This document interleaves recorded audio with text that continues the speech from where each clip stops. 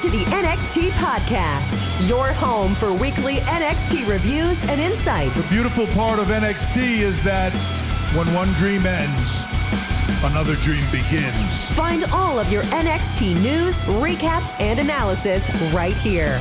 So with that being said, we only have one question for you. Are you ready? We thought so. Let's get the show started right now.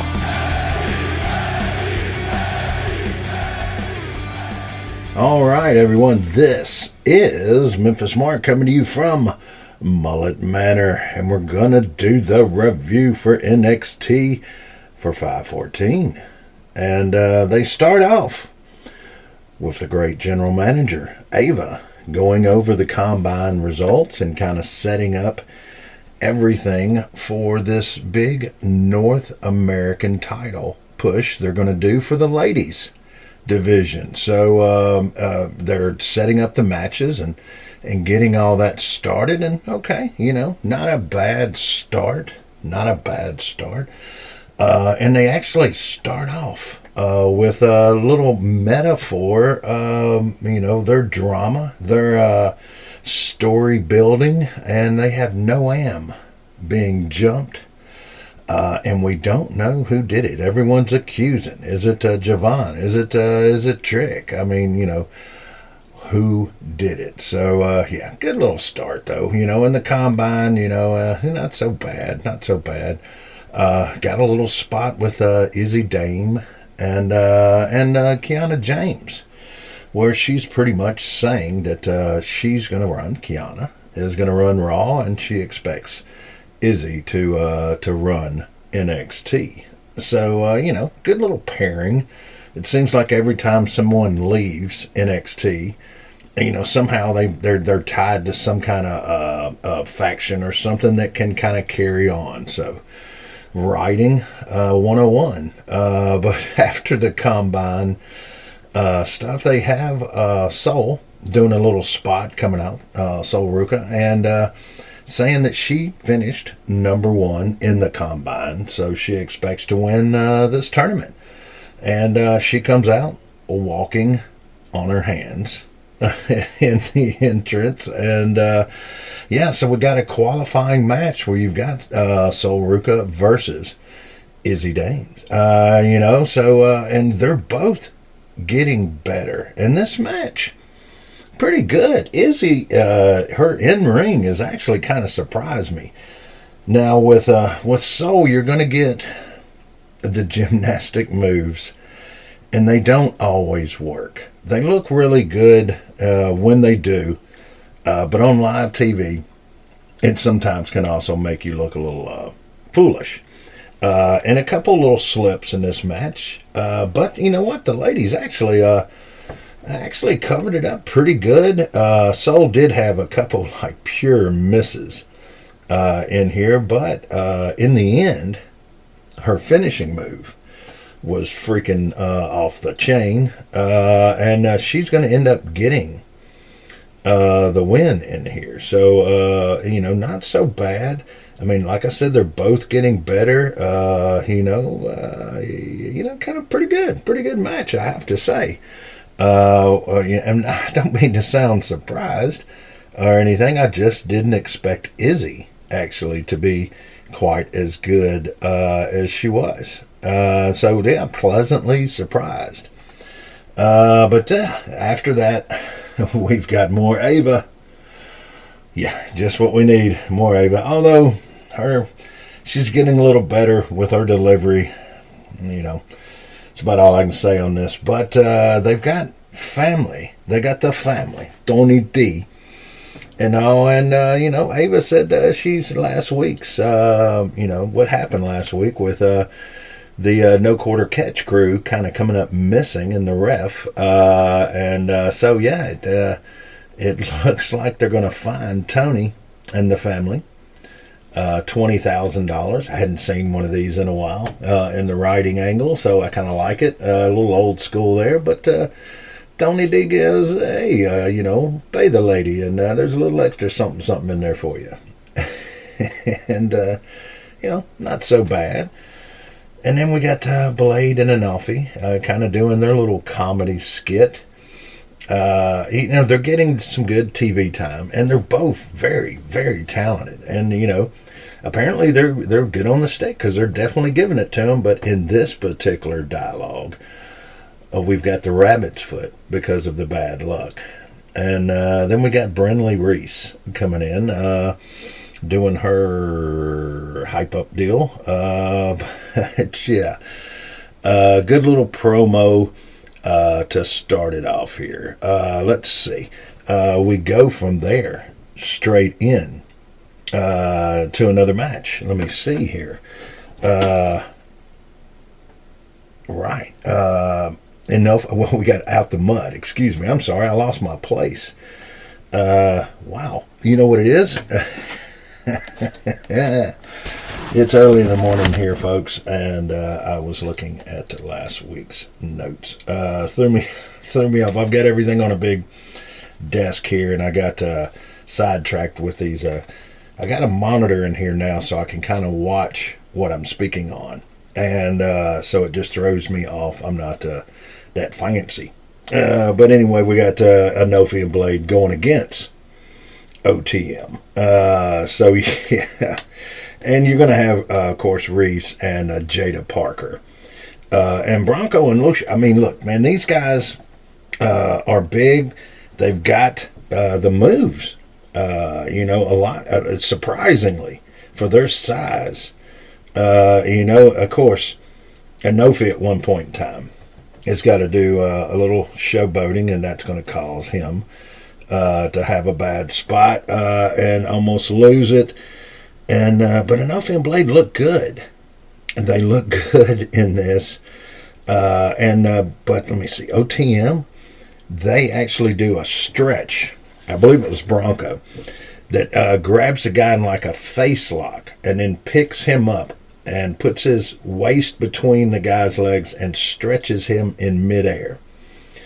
Pretty good. It's very rare that you see something new out there, and these guys, hey, they've got something new, a new stretch. I don't know what they're going to call it, or if they can use it again in a match. Maybe it was just, never can tell, ad-libbed at the moment, but anyway, it wasn't so bad. I was surprised on all of this, but in the end, the big guys are going to get the win. They did have the ladies get into a scrap, which caused a little delay in here, but it was inevitable. These monsters just slammed the young man to the ground, and it is over. I mean, the match was pretty good. Like you would think these big guys would be stiffer than they are. They're definitely not Road Warrior type. These guys are a lot further on in their training than you would think. But after that, you've got more metaphor drama. Now Lash has got a big match coming up with Ivy now, and Noam's on the trainer's table, and it's just I like it. Of course, Lash can't have this right now because she's got a big match coming up in her, in her Laker-looking outfit, and then she goes out for a match with Ivy now. And if you're going to do a David and Goliath type of match, this is it. Ivy, hey, look, good look, MMA background, very strong, no doubt, not saying anything bad about Ivy now.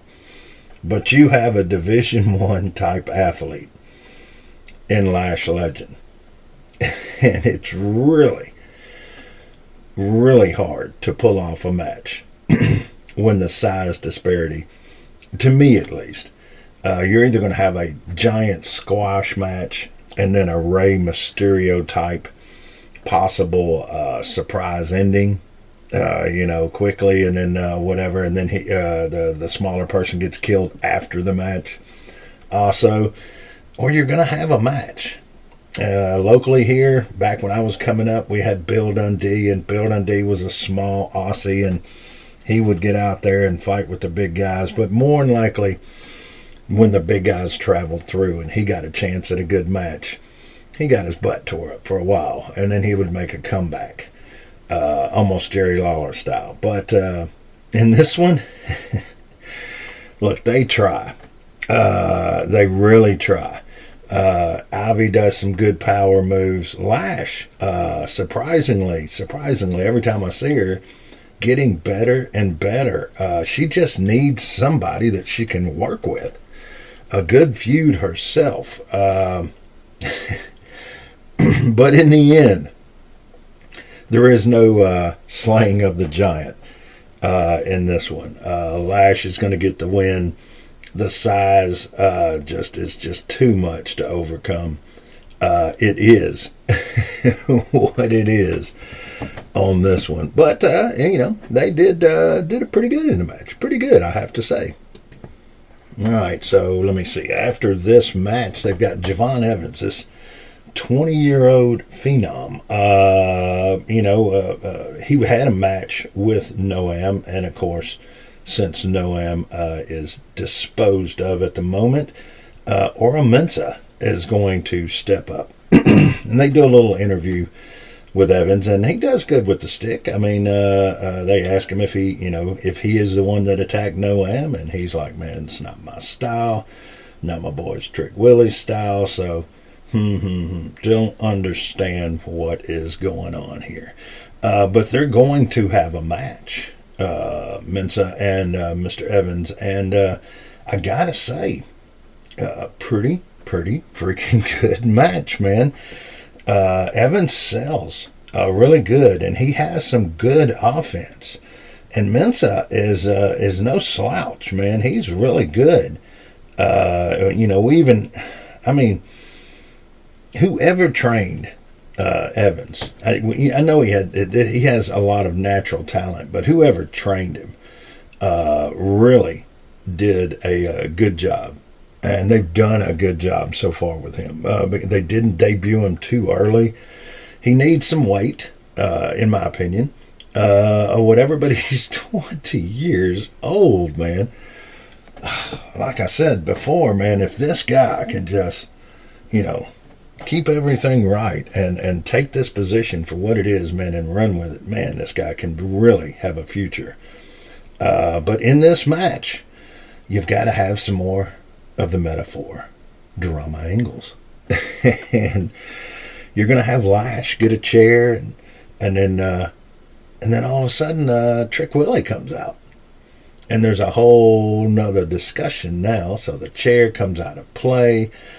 These two guys carry on in the match. They tear it up for a few more minutes, and then it's going to turn out where the push is still on for Mr. Evans, because he gets the win. And pretty good match.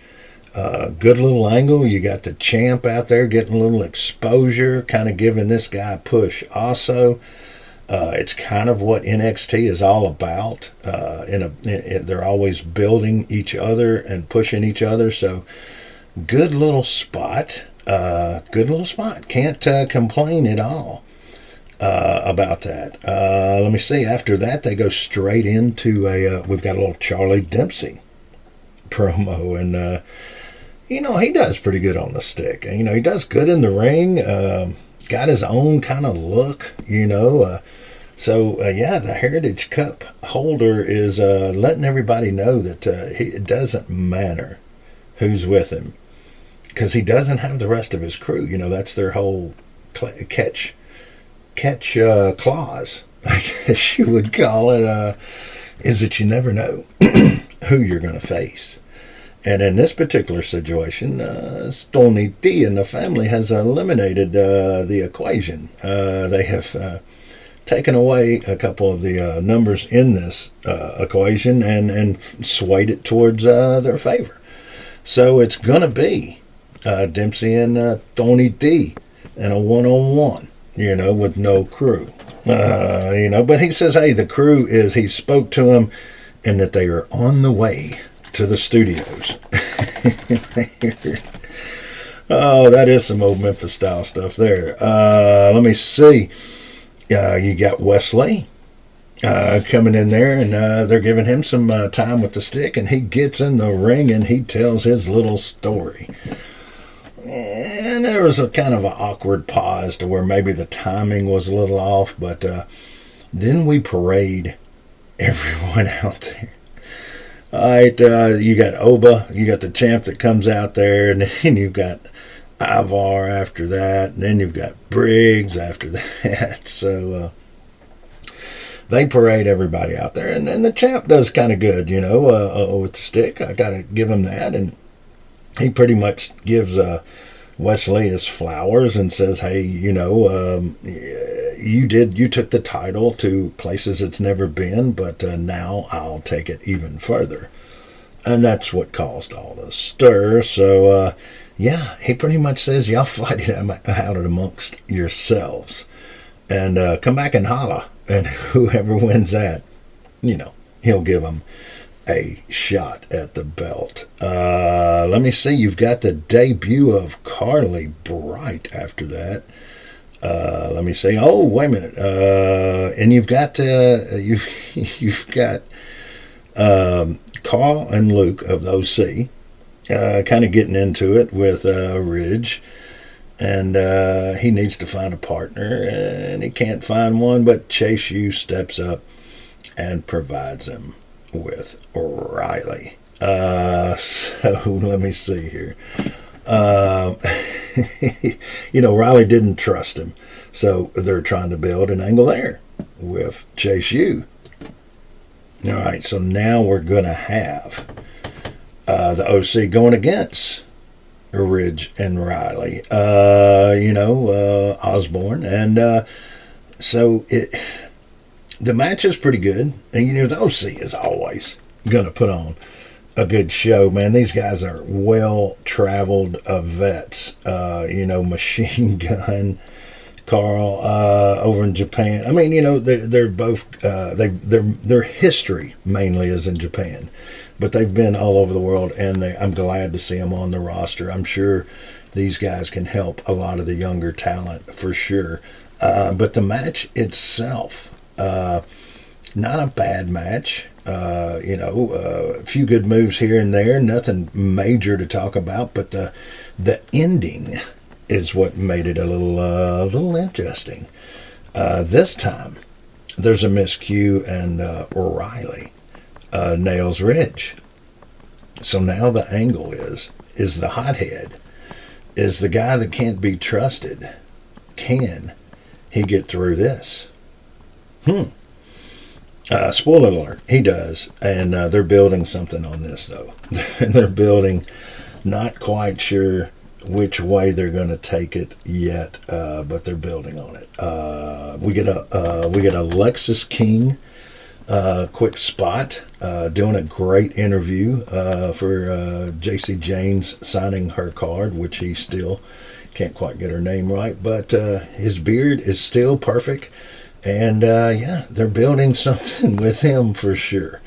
The background, when they did his spot, though, they had all the black and whites of all the older wrestlers up in the Performance Center there in Florida. Kind of liked that, in there too. So, let me see. I'm getting a little out of order, but pretty much the same thing in these matches, because you're going to have the debut of Carly Bright going against Lola Vice. And, of course, we've got Shayna out there. And then in the background, you've got Natty and Carmen back there in the background watching. So, the match this way, Lola does always put on a good show herself.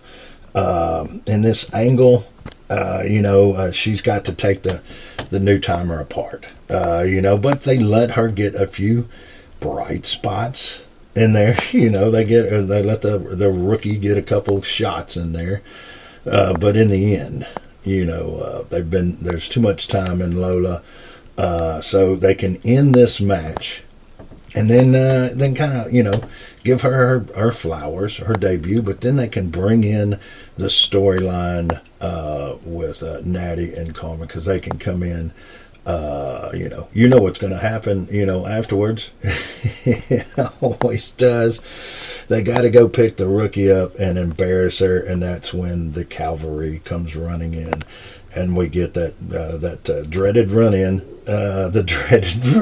But yes, we get it, and it's okay. It's kind of hard to make Shayna Baszler, I think, look bad, but they try. They try. All right. Let me see. Now we're actually going to go in to the Heritage Cup. And that's when they do give, Natty does grab the mic. Natty and Carmen do grab the mic and challenge for next week for a tag match next week. But we have the Heritage Cup, a match. Now, I don't guess you'd call it a title. It's a cup, so the Heritage Cup match. And you got Tony D and the family going against Charlie Dempsey with no crew. So this is the angle they're putting on this. And not so bad. Charlie's in there looking good by himself. You've got the family there. Stax has got the bucket. He's the corner guy, so Tony's got his crew there to help him in between these matches, or in between these rounds, where they can have a rest. And it kind of shows, because Tony D comes out and catches the first round right towards the end. The timing on these. Now you got to consider, you got 3 minutes. You got to do your spiel, and you got to choose, or you got to do the close or the finish at the end of each one, right towards the last 20 seconds or so. And Tony D in the first round pulls it off pretty close to the time limit. Let me see the second round. It's a draw, or no pins, I guess you would say. And then, bam, the third round, Charlie comes out and pulls one off.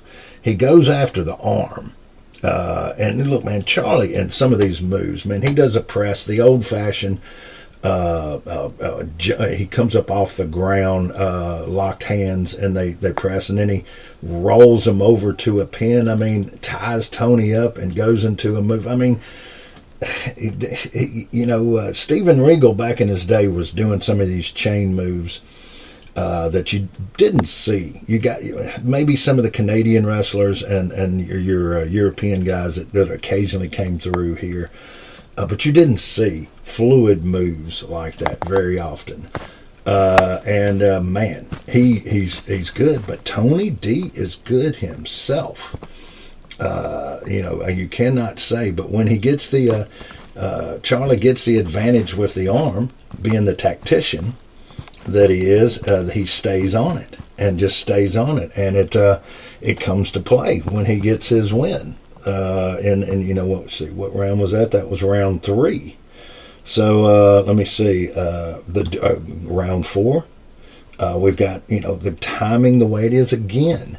There's a draw.